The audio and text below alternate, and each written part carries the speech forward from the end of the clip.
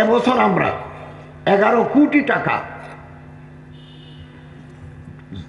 জেলা প্রশাসকদের মহোদয়দের মাধ্যমে আমরা প্রতিটি জেলা উপজেলা ইউনিয়নের মাধ্যমে আমরা এগুলো বিতরণ করব খুব স্বচ্ছতার সাথে।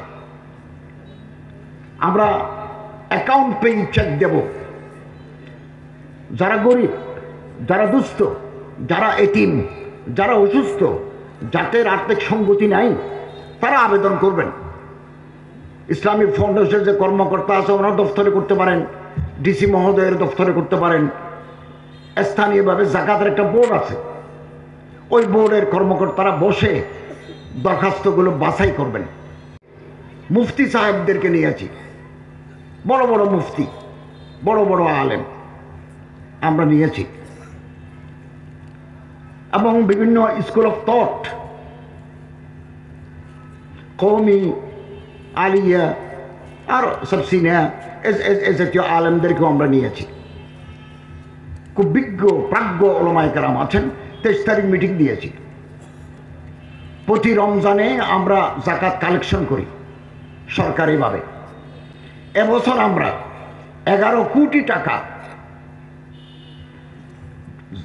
জেলা প্রশাসকদের মহোদয়দের মাধ্যমে আমরা প্রতিটি জেলা উপজেলা ইউনিয়নের মাধ্যমে আমরা এগুলো বিতরণ করব খুব স্বচ্ছতার সাথে।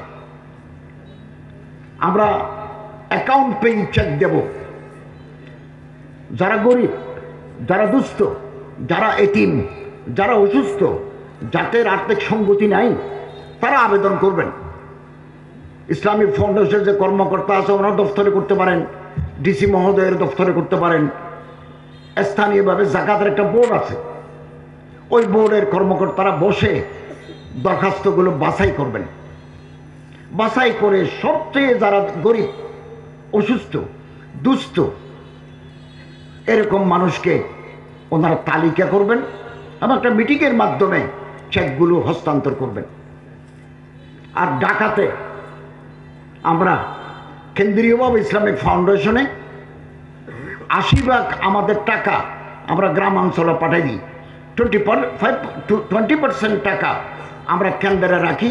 একটা অনুষ্ঠানের মাধ্যমে আমরা এটা গরিব, দুঃখী, বিধবা, বিপত্নিক, অভাবগ্রস্ত ছাত্র যারা একেবারে কিছু নাই, নিঃস্ব, তাদের মাঝে বিতরণ করব।